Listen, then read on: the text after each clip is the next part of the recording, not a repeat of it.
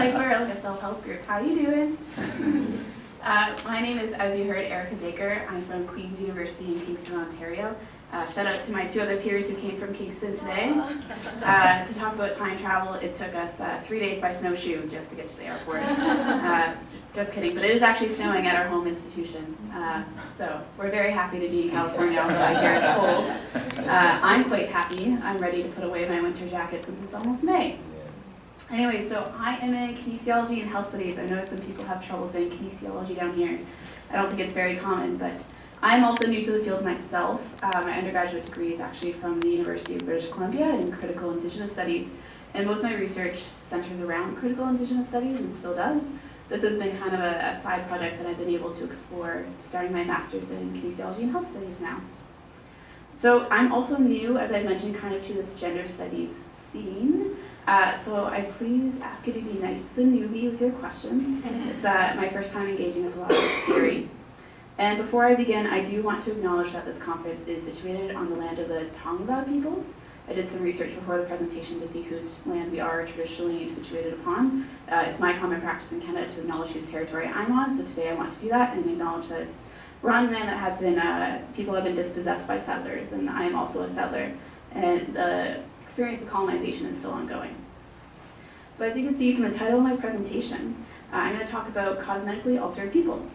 And I want to give you a little warning. As you've seen, there is some graphic images, so if you need to divert your eyes or leave the room, I will not take personal offense, even though they are photos of me. So that is totally fine. As well, this is a very personal project, and it's more, I would say, a project than just a paper. If you read the abstract, I don't think they were actually circulated, but it's quite a big paper. It covers a lot. Today I'm just going to focus on before and after photos and the work of Virginia L. Bloom, whose book I have here. If anybody wants to look at it afterwards, it's quite wonderful. So I want to start with a story, and it's my personal story, and it's kind of a way for you to understand where I'm coming from in this work. When I was a preteen, my mother suggested to me that cosmetic surgery would be a way for me to feel better about myself. I have what you would call a pig nose. If you've ever seen the movie, I think it's called Penelope, and there's a girl, she hides her face with a scarf. That was basically me, and I had trouble looking at that movie when I was a kid. I've still never watched it because it's basically my experience. That it was kind of a pig-shaped nose, and kids were bullying me, my mom said, since I was a toddler, and she had thought of cosmetic surgery as a solution. And she did this in a very loving and encouraging way. So she said when we were 15, we could take me to the plastic surgeon's office. I agreed. I said, let's go check it out. I love information. Let's see what they got to say. Went to go see the male plastic surgeon, and they gave me a pamphlet. And in this pamphlet, I don't know how old it was. I've actually tried to track it down for this project, and I can't find a copy anymore, no matter whoever I call. But in it, it had an FAQ section, and in it said, will people realize or notice that I had rhinoplasty, which was the surgery I was considering? And it said, nope, people will just think you had a haircut. And this was actually something common that I have seen many times since doing this project, not only in this book, but online forums. People just say, people think that you'll just have a haircut. They won't actually notice that your nose looks different, even though this is, if you don't know, here's where your nose is, and here's your hair. People will not know. And actually that happened to me. Yeah, I was in high school. People in high school love to know stuff about other people. Nobody really realized that I had a rhinoplasty surgery. They thought I got a haircut. And so it's very interesting because we see this whole process of invisibility for something that we want to be very visible. We want people to treat us or see us differently, yet we don't want that to be acknowledged. As well, there's this element of shame that is attached to cosmetic surgery, which has made me very interested in it. It's been about 7 or 8 years since my first rhinoplasty procedure. I had a second one when I was around 18, because the first one was done so terribly wrong that unfortunately we had to go to a different surgeon to have it improved upon. So there's this whole element of shame that you don't want people to know these things, you don't want to know the messiness, you don't want to know that it happened, and you don't want to tell people that you are not natural. As well, that you can see there's a whole capitalist aim behind these messages. You wouldn't sell a product by saying, yes, people will notice that this happened if you don't want to know that. They are very much doing it for a reason, telling you that no one will tell that you had surgery. They want you to purchase the procedure. So I'm going to stop here on before and after photos. If you have other questions and you have read my abstract, feel free to let me know. But here are some of my before and after photos. As I mentioned, I had 2 major operations, so this is after my first one.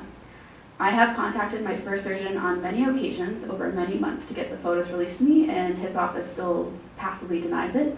which we could go down a whole rabbit hole of analysis and critique just about why that happens, and he must definitely know that he did a bad job. So these are just some select images from my second surgeon who had no problem. He said, go off and have a fun time doing your degree and do whatever you want with these images. So these are just 3. You normally see before and after photos in pairs, right? Very clear linear before and after. Nothing before the before, nothing after the after. These are just 3. I have many more on my computer, and I thought it was the best way to kind of show the progress. So the first one was after the first surgery. I wish I had a photo of you for you to show the whole process. The second one in the middle is right after surgery. This is something you will not see in a pamphlet. You will not usually find it in a doctor's office because it really shows the messiness and the violence of surgery. You see the blood around the nostrils, you see the bruising. This is not the day after, this is probably about a week afterwards. These types of things remain hidden, and they're hidden for a reason, and it's important to question that and see what we can put out there to kind of disrupt the narrative that's happening. And then the third one is a very far after, and that's supposed to be like your final result, and that's what they'll promote. I don't know if these images are being circulated by doctors. You know, they have pamphlets, they have websites. You lose the right to your body and how it's displayed as well, and what is said about it. In these images, I have no voice. I cannot talk about my experience, the after, anything that's happening. You don't know that I had surgery beforehand. I've also had minor surgeries afterwards to fix little issues that have come up. All these things do not happen, and we need to start questioning why that is. So in this paper, I'm using these images throughout it to insert my personal experience, and that's really important to me because it feels like a very sterile environment. By seeing these things around these photos, we are able to challenge what is often portrayed as clean, successful, empowering. I argue in this paper that the medical before and after photos create purposeful invisibilities, and by inserting my own rough cut, I will call it, before and after photos into this public sphere, I'm challenging this narrative by making what is silenced in this process now visible. To me, this is a very feminist act of resistance, which is questioning that linear system that before and after photos are based upon, and it's functioning to demonstrate that there is no real distinction between before and after. For me, it is still a very real experience, even though it's been almost a decade. One thing that can never be visible in these photos is the voice and the patient and the experience, as I mentioned. They're very dismissive of the experiences as ongoing, and for me, for example, I've mentioned I've had many issues. It actually requires daily care, and how do you take a before and after of that? So this is kind of just a side profile of the exact same photos, so you can see what it looks like. Rhinoplasty loves this because it shows what the side profile of your nose looks like. So feel free to enjoy. So there are many ways to actually look at these photos, and there are many ways I do in my paper, and I'll just glance through some of those things with you about what I'm looking at. So one of the things is biopower, and we heard that yesterday with the keynote as well. And understanding how they function, biopower functions in these before and after photos to challenge the coming out as cosmetically altered. And that's what I'm really interested in. Well, why are these identities hidden? Why do we have shame? And we can see how this whole experience exists within a power structure. We can use biopower to understand why rhinoplasty and cosmetic surgery overall is on the rise. For example, rhinoplasty was the 5th most popular cosmetic surgery procedure in the United States in 2013, according to the American Society of Aesthetic Plastic Surgery. And I actually can't find any data on Canada. Ooh, Canada. So its popularity is also growing, with an increase of 2.9% in rhinoplasty procedures across the United States in the same year as well. But what I think is most important for this conversation today is to acknowledge that it is a gendered issue. The data shows that the majority of rhinoplasty procedures globally are being performed on women, and that's something that I've noticed in the doctor's offices that I've been in as well. In high school, I wore a uniform. It was a public Catholic school, which is quite common where I grew up. And as I was leaving, I saw another girl in the same uniform around my age, and we were like deer in the headlights looking at each other. Yet we will never acknowledge to each other outside the office that we knew that about each other. And the numbers are even higher on the rise for cosmetic surgery amongst women when you look at it globally. So we need to start questioning why these numbers are on the rise and who they are benefiting. So there are many excellent texts written on cosmetic surgery. You've probably read some of them if you're interested in this issue. There's Kathy Davis, Judith Butler, but today I want to focus on Virginia Bloom's work. It's a quite recent text. It's called Flesh Wounds. If you want to look at it afterwards, like I said, fantastic.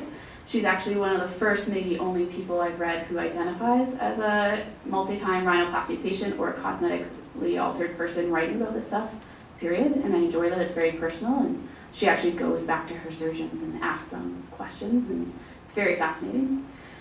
So I really enjoy this book, and I use it for my analysis because she talks about surgical identities.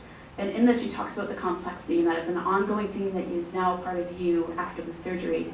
And for me, that's something that I really put into my work to bring out the experience that happens on the borders of these photos. So to give you an example of something she brings up is that through speaking with one patient, she notices how a patient can relate to their nose as not their nose and as their nose. Which, if anybody who's my close friend, I let them touch my nose, it is rock solid and it is cold. And these are things that don't show up in before and after photos or a pamphlet. It is also something I cannot cover up with my hair. And they did not warn me of that. So she really is trying to bring what is visible to the surface. It is her conclusion of complex surgical identities that I argue is central to the challenge of being comfortable with identifying publicly as being cosmetically altered. I feel like this is something I would not expect myself to do 5 years ago. It is very hard to put these kind of photos out there and say it's who you are. Through exposing these edges of what happens outside, these images are something that we begin to see the complex reasons why surgical identities are hidden.